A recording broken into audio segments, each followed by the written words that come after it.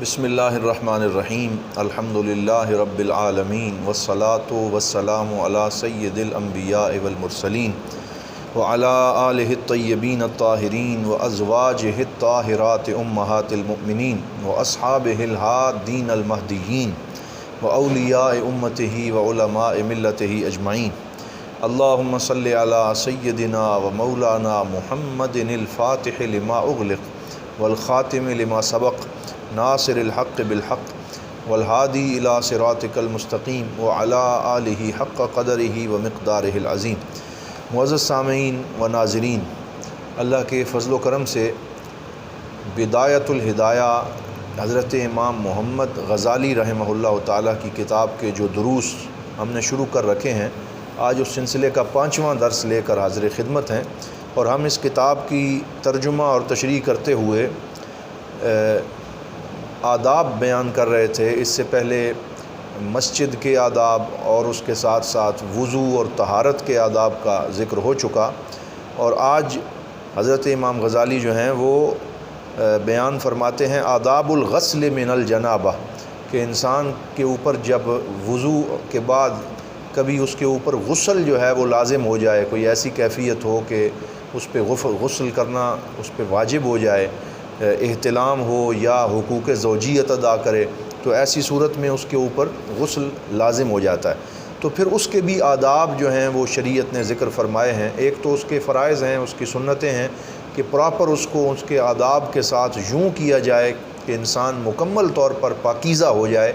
پاکیزگی دین میں شرط ہے عبادت کے لیے، خشوع و خضوع کے لیے، روحانی کیفیات کو جلا بخشنے کے لیے۔ وہ انسان جو پاکیزہ نہ ہو اور نجاست اس کے جسم کے ساتھ لگی ہوئی ہو تو اسے کسی عبادت میں لطف اور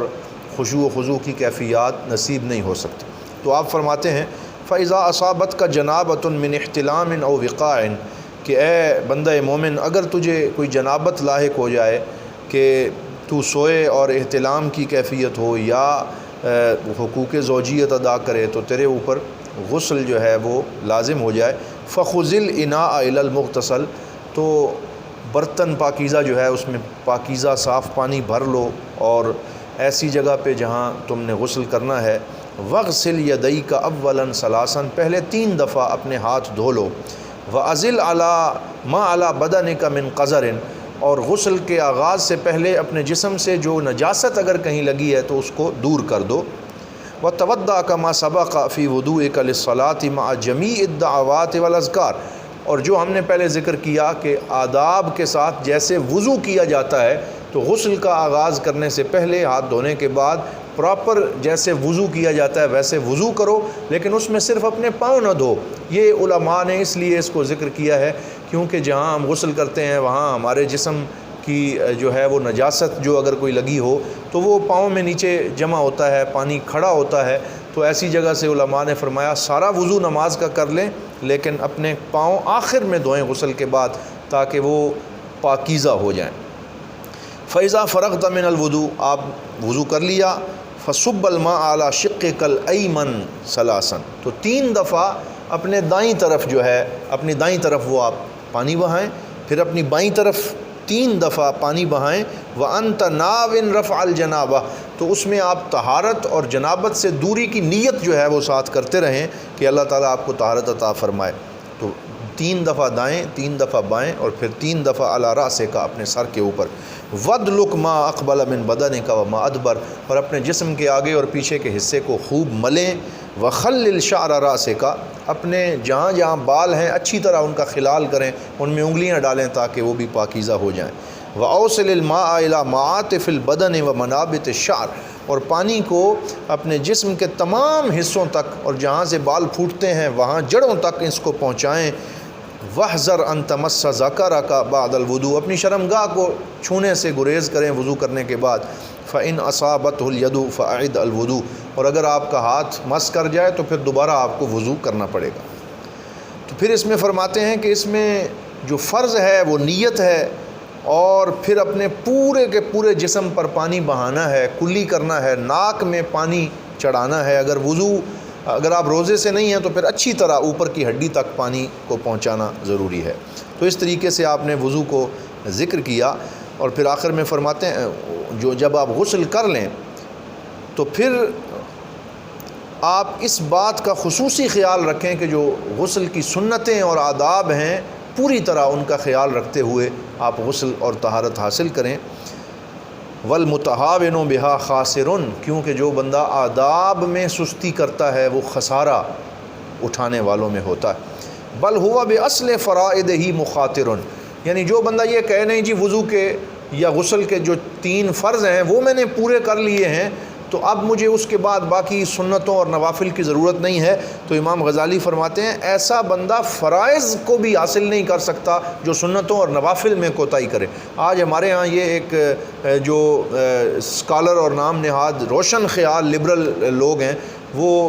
ان میں سے جو مذہبی اسکالر بنے ہوئے ہیں وہ یہ بات کرتے ہیں نہیں جی آپ اپنی 17 رکعتیں پورے دن میں جو فرائض کی ہیں فجر سے لے کے عشاء تک وہ آپ نے ادا کر لیں تو سنتیں اور نوافل آپ نہ بھی ادا کریں تو کوئی حرج نہیں۔ لیکن حضرت امام غزالی کا یہ جملہ قابل غور ہے، آپ فرماتے ہیں بل ہوا بِأَصْلِ فَرَائِدِهِ مُخَاطِر، جس بندے نے سنتوں اور نوافل میں کوتاہی کو اپنی عادت بنا لیا تو اس سے فرض بھی چھوٹ جائے گا، اسے فرض کی برکات بھی حاصل نہیں ہوں گی۔ فَإِنَّ النَّوَافِلَ جَوَابِرُ الْفَرَائِض، بہت اہم جملہ ہے، فرمایا جو نوافل ہیں وہ فرائض کی کمی کو پورا کرنے والے ہیں۔ ہم جب فرض پڑھتے ہیں 100 طرح کی کمی اس میں رہ جاتی تو اللہ رب العزت نے اپنی رحمت کا یہ نظام بنایا کہ میرے نبی کا جو امتی فرض کے ساتھ سنتیں اور نفل ادا کر لے گا تو اگر فرائض میں کوئی کمی بھی ہوگی تو ہم اس کمی کو ان نوافل کی وجہ سے پورا کر دیں گے۔ پھر اس کے ساتھ ہی تیمم کے آداب کا ذکر کر دیا اور آپ فرماتے ہیں فَإِنْ عَجَزْتَ عَنِ الْمَاءِ لِفَقْدِهِ بَعْدَ الطَّلَبِ، آپ نے غسل کرنا تھا یا وضو کرنا تھا لیکن آپ کو پانی نہیں ملا، آپ ایسے ایریے میں آ گئے ہیں جہاں پانی موجود نہیں ہے یا اتنی شدید برف باری ہے کہ وہاں پر آپ اگر پانی کی طرف جائیں گے تو پانی بھی بالکل برف بن چکا ہے اور موجود ہی نہیں ہے، تو ایسی شکل میں جب کہ عذر لاحق ہو گیا، عذر شرعی موجود ہے، تو پھر فرماتے ہیں کہ آپ پھر تیمم کر لیں، کیونکہ اللہ رب العزت نے فرمایا فَتَيَمَّمُوا صَعِيدًا طَيِّبًا، کہ پھر آپ پاکیزہ مٹی جو ہے اس کے ساتھ تیمم کریں گے تو آپ کو طہارت حاصل ہو جائے گی۔ یہ رخصت ہے جو شریعت مطہرہ نے اپنے ماننے والوں کو عطا فرمائی۔ او کان الماء الحاضر تحتاج الیہ لعطش کا، یا پھر پانی تھوڑا سا موجود تو ہے لیکن گرمی اتنی شدید ہے کہ آپ کو وہ پینے کے لیے ضرورت ہے، اگر آپ نے اس سے وضو کر لیا تو پھر یہ پانی ختم ہو جائے گا اور آپ کی جان کو خطرہ لاحق ہوگا، ایسی صورت میں بھی تیمم کر سکتے ہیں۔ او کان ملکا لغیر کا، یا پانی کسی اور کی ملکیت ہے، آپ کو یوز کرنے کی اجازت ہی نہیں ہے۔ او کان بکا جراحۃ، یا آپ کو کوئی ایسا زخم لگا ہوا ہے کہ جس سے آپ پانی استعمال کریں گے تو مسئلہ ہو جائے گا۔ او مرض تخاف منہ علی نفسک، یا ایسا مرض آپ کو لاحق ہے کہ آپ کو خوف ہے کہ پانی نقصان دے گا۔ فاصبر حتی یدخل وقت الفریضہ، تو تیمم میں جلدی نہ کریں، صبر کریں یہاں تک کہ جو فرض آپ ادا کرنا چاہتے ہیں اس کا وقت داخل ہو جائے۔ مثلا زور ادا کرنی ہے تو زور کا وقت داخل ہونے سے پہلے تیمم نہیں کریں گے، اس وقت تیمم کریں گے جب اس کا وقت شروع ہو جائے۔ ثم اقصد صعیدا طیبا علیہ تراب خالص طاہر لین، پھر ایسی مٹی کو تلاش کرو جو خالص بھی ہو، پاکیزہ بھی ہو، نرم بھی ہو۔ بہتر یہ ہے کہ نرم، اگر ایسی جگہ ہے جہاں بالکل نرم مٹی موجود ہی نہیں ہے تو پھر آپ دیوار کے ساتھ جو تھوڑی بہت مٹی ہے اس سے بھی تیمم کر سکتے ہیں، لیکن پہلی بات یہ ہے کہ آپ پاکیزہ نرم مٹی تلاش کریں۔ فَاضْرِبْ عَلَيْهِ كَفَّيْكَ، اور اپنی دونوں ہتھیلیوں کو جو ہے وہ آپ زمین پہ ایک دفعہ ماریں مٹی کے اوپر۔ ضَامًّا بَيْنَ أَصَابِعِكَ، اپنی انگلیوں کو جوڑ کر ایسے آپ اس کو زمین پہ ایک ضرب لگائیں۔ وَنْوِ اسْتِبَاحَةَ الصَّلَاةِ، اور نماز کے لیے پاکیزگی کی نیت کریں۔ وَامْسَحْ بِهِمَا وَجْهَكَ كُلَّهُ مَرَّةً وَاحِدَةً، تو جو پہلی ضرب دونوں ہاتھوں کی انگلیاں جوڑ کے آپ زمین پہ لگائیں اس کے ساتھ آپ اپنے پورے کے پورے چہرے کا ایک دفعہ مسح کر لیں، جتنا چہرہ وضو میں دھونا ضروری ہے اس کا مسح کر لیں۔ وَلَا تَتَكَلَّفْ إِيصَالَ الْغُبَارِ إِلَى مَنَابِتِ الشُّعُورِ، فرماتے ہیں کہ وضو میں تو آپ نے تکلف کے ساتھ پانی کو بالکل نیچے جڑوں تک پہنچانا ہوتا ہے، لیکن مٹی کو جڑوں تک پہنچانے کی کوشش نہ کریں کہ ہر جگہ لگ جائے، بس ایک دفعہ آپ اس کا مسح کر لیں، آپ کے لیے کافی ہو جائے گا۔ یہ پہلی ضرب ہے۔ پھر کہتے ہیں ثم انزا خاتمک، اگر انگوٹھی پہنی ہوئی ہے وہ اتار دیں، وضرب ضربۃ ثانیہ مفرجا بین اصابعک، اور جو دوسری ضرب آپ مٹی کے اوپر لگائیں اس میں اپنے دونوں ہاتھوں کی انگلیوں کو کھلا رکھیں۔ پہلی دفعہ بند رکھا کیونکہ چہرے کا مسح کرنا تھا، دوسری دفعہ انگلیاں کھلی رکھ کے ضرب لگائیں۔ وامسح بہما یدیک مع مرفقیک، اور دوسری دفعہ اپنے دونوں ہاتھوں سے اپنے ہاتھوں کو کونیوں سمیت جو ہے ان کا مسح کر لیں دونوں کا۔ تو اس طریقے سے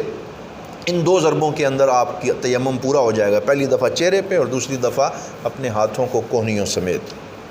ثم امسح احدی کفیک بالاخری وامسح ما بین اصابعک بالتخلیل، اور اپنے دونوں انگلیوں کے درمیان، کیونکہ انگلیاں کھلی رکھی تھیں، خلال بھی کر لیں۔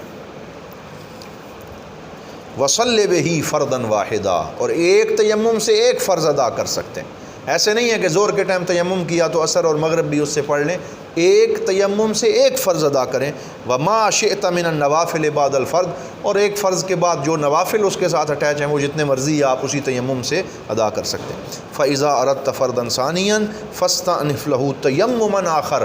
اور اگر آپ دوسرا فرض ادا کرنا چاہیں تو پھر اس کے لیے نیا تیمم آپ کو دوبارہ کرنا پڑے گا۔ تو یہاں ان دو چیپٹرز میں حضرت امام غزالی رحمہ اللہ نے اختصار کے ساتھ بدایت الہدایہ میں یہ بیان فرمایا کہ غسل کرنا ہے تو اس میں پہلے وضو کریں، نیت کریں، اور جو طریقہ بتایا گیا ہے اس کے مطابق اپنے پورے جسم تک پانی پہنچائیں، اور آخر میں اپنے پاؤں دھو لیں، اور ساتھ تیمم کے آداب اور ان کا طریقہ بھی ذکر کر دیا، اور یہ بھی ذکر کر دیا کہ کن کن حالات میں انسان تیمم کر سکتا ہے۔ تو آج کے اس درس میں ہم اسی پہ اکتفا کرتے ہیں، اس دعا کے ساتھ کہ اللہ رب العزت ہمیں یہ درس سمجھ کر اس پر عمل کرنے کی توفیق عطا فرمائے۔ آئندہ درس میں انشاءاللہ آداب الخروج الی المسجد اس کے عنوان کے ساتھ حاضر ہوتے ہیں۔ والسلام علیکم ورحمۃ اللہ وبرکاتہ۔